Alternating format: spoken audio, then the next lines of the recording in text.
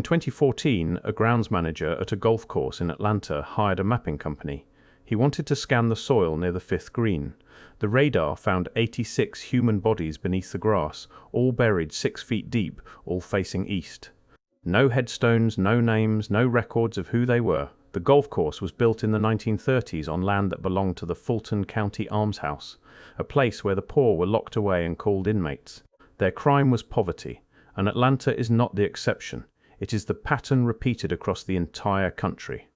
I found 7 counties across America where the same thing happened, each one hiding something worse than the last, each one concealing bodies that nobody was ever supposed to find. Before I walk you through them, you need to understand the system that created those graves. From the 1820s through the 1950s, nearly every county in America operated something called a poor farm. Some called it the almshouse, some called it the county home, but the function was identical everywhere. If you were poor, mentally ill, elderly, orphaned, disabled, or simply inconvenient, the county could send you to one of these places. You would live there. You would work there. You would be classified not as a resident or a patient, but as an inmate. The federal census recorded these people with a single word in the occupation column: pauper. And in 1880, the government created a special census supplement with a title that tells you everything about how this country viewed its most vulnerable citizens. It was called Schedules of Defective, Dependent, and Delinquent Classes. That is what they named the document that counted the poor. But before the poor farms even existed, there was something worse. Public auctions. Towns across New England held events called vendues, where families who could not support themselves were put up for bid. The lowest bidder won the pauper's labor in exchange for food and shelter. In March of 1825, a single mother and her 4 children were auctioned in Manchester, New Hampshire. They went to 5 different homes. At one recorded auction, an elderly black man was sold to a farmer for $11. A disabled girl was handed to a man the newspaper called a hard-looking mountaineer for 60 cents per week. Social reformer Thomas Hazard wrote about this system in 1851. He called it offering a reward for the most cruel man that could be found to abuse the poor. The poor farms replaced the auctions. They were supposed to be more humane. They were not. Milwaukee County, Wisconsin is the first place I want to take you. The county poor farm there operated for over a century. Its burial register ran from 1882 to 1974. 5 separate pauper cemeteries have been found within the county. Not 1, not 2, 5. A 4th was discovered in 1991. A 5th turned up in 2000 near the Menominee River. In 1878, the Milwaukee Sentinel ran an article titled "A Disgraceful Potter's Field." The paper reported that coffins were literally popping out of the ground. Nobody fixed it. And then there is the gravedigger's testimony. A man who buried the dead at the Milwaukee poor farm left behind words that have stayed with me since I read them. He said, "Maybe it is just a newborn baby not wanted and so done away with by its own mother. Maybe it is some withered old man who shows too plainly even in death that he has been an acute alcoholic. No matter. They are all human beings." His assistant was a 71-year-old man named William Edwards.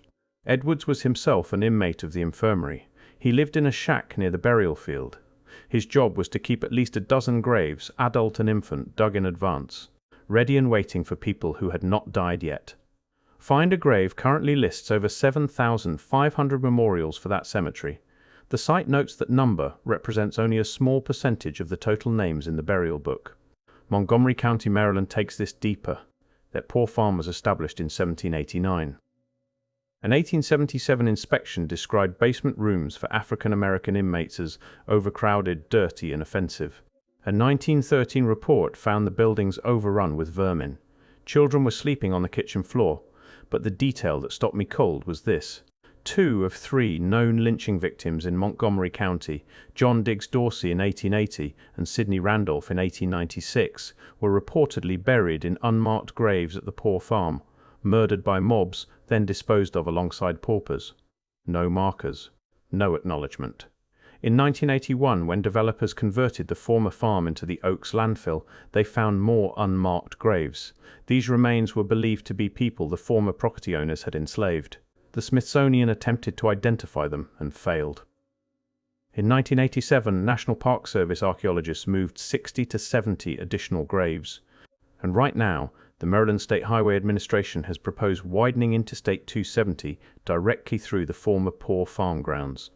They are still trying to determine where all the bodies are. Now back to Fulton County, Georgia. Chastain Park. That golf course. In 1911, Fulton County opened 2 almshouses on West Euchre Road segregated by race. The White Almshouse is now the Galloway School, a private institution listed on the National Register of Historic Places. The African American Almshouse is now the Chastain Arts Center. Children attend classes in one building, artists display work in the other. Neither advertises what it used to be. When the grounds manager hired Len Strozier of Omega Mapping Services to run that radar survey in 2014, Strozier found the 86 graves near the 5th green. He noted the bodies were arranged in 2 distinct groups, separated by a gap that was once a road dividing the burial sites by race. The white graves were placed on the eastern side. The surveyor explained this was so they would be closer to the front of the line when Jesus returned in the eastern sky. Segregated in life, segregated in death, segregated in the resurrection they were promised but never saw. Only one person buried there has ever been identified, a 70-year-old man named L.H. Evans who died in 1922. Everyone else is unknown. Monroe County, New York, Rochester. This is the one that made me sit with this research for 3 days before I could write about it. Highland Park in Rochester is famous for its Lilac Festival. Thousands of people visit every spring to walk through the gardens. What almost none of them know is that the park was built on the grounds of the Monroe County Almshouse, Insane Asylum, and Penitentiary. Inmates from all 3 institutions were buried together in unmarked graves on the property. No cemetery records existed. The location was completely lost. Then in 1984, a bulldozer doing routine landscaping uncovered 6 skeletons. A rainstorm exposed 6 more. Archaeologist Brian Nagel and his team were called in. Over the course of that summer, they excavated 305 bodies. They were studied at the Rochester Museum and Science Center and at the University at Buffalo before being reinterred at Mount Hope Cemetery. One skeleton was tentatively matched to records for a man named Adoniram Perkins. He was an unmarried laborer who died at age 45. His cause of death was listed as leg amputation. The skeleton showed both legs amputated below the knee with no bone healing at all, confirming he died on the table. He went into surgery and never came out. His body was dumped in an unmarked hole. An estimated 600 additional bodies remain beneath Highland Park to this day.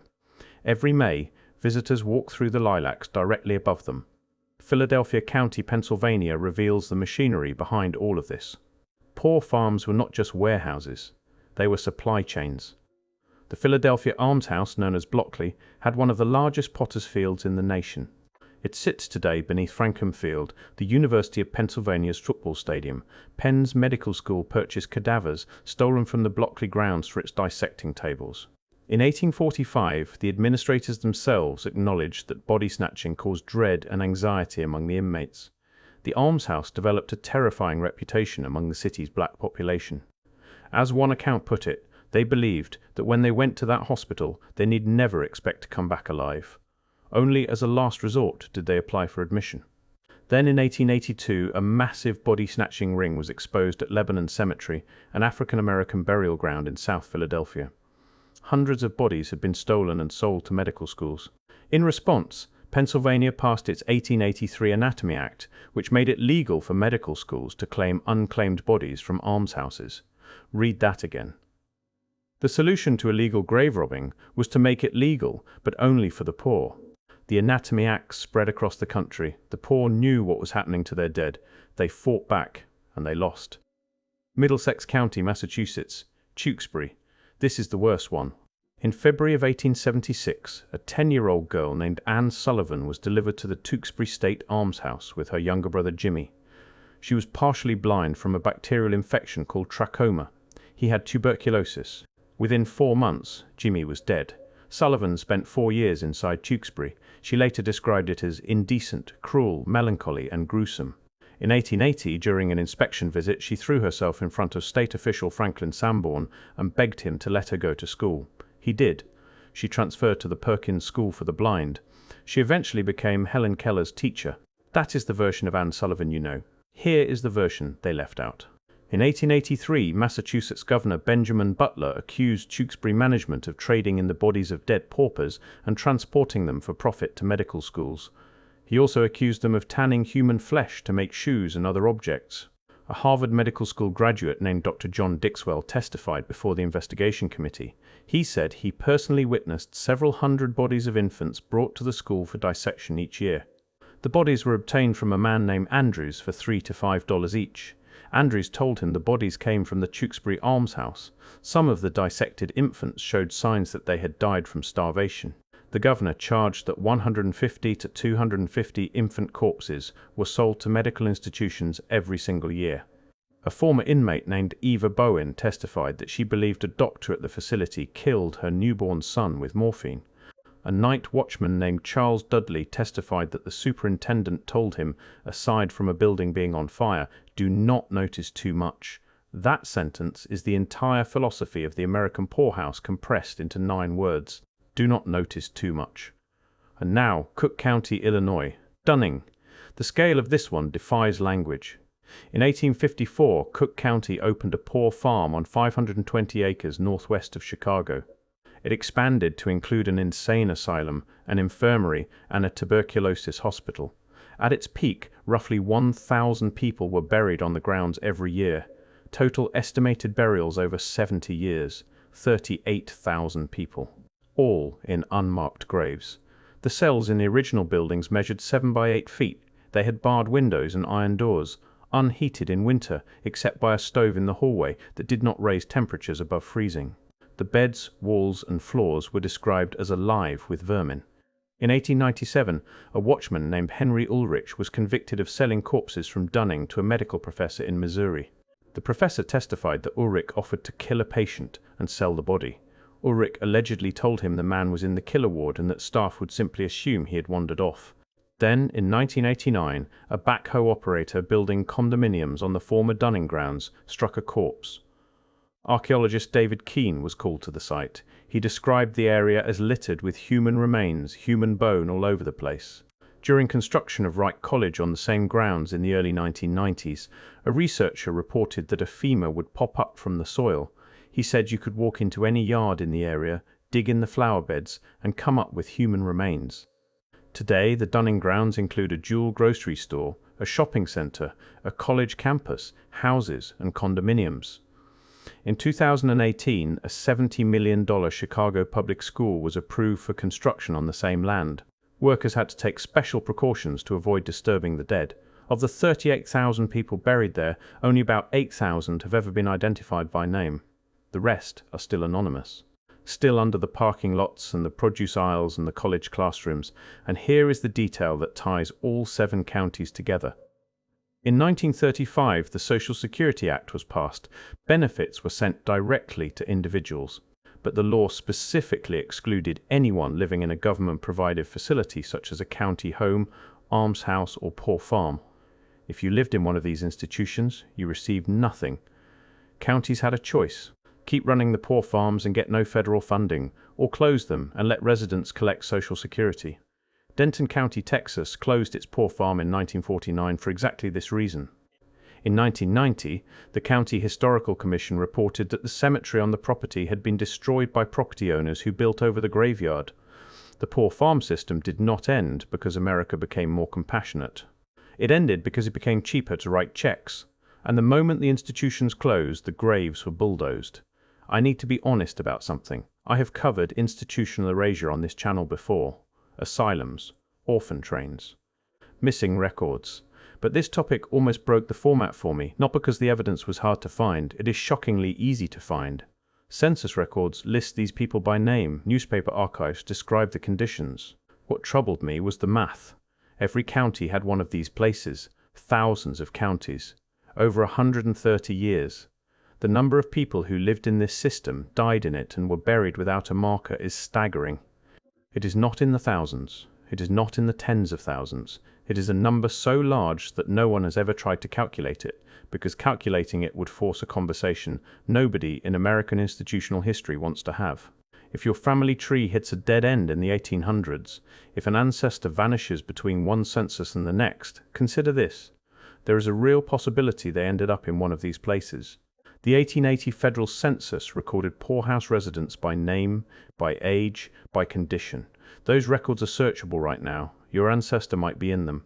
And if they died in one of these institutions, they are likely in an unmarked grave beneath something ordinary: a park, a highway, a school, a grocery store. Their name recorded once, then forgotten for 150 years. How many more bodies are under how many more construction sites? How many counties paved over their poor farm cemeteries without a single archaeological survey? And the question underneath all the other questions. When a country decides that certain people do not deserve to be remembered, what does that tell you about the country you inherited from them? The radar keeps finding what it was never supposed to look for, and every time someone breaks ground in a county that once had a poor farm, there is a chance they will hit something no one accounted for. Not because the bodies were hidden, but because no one ever thought they were worth finding.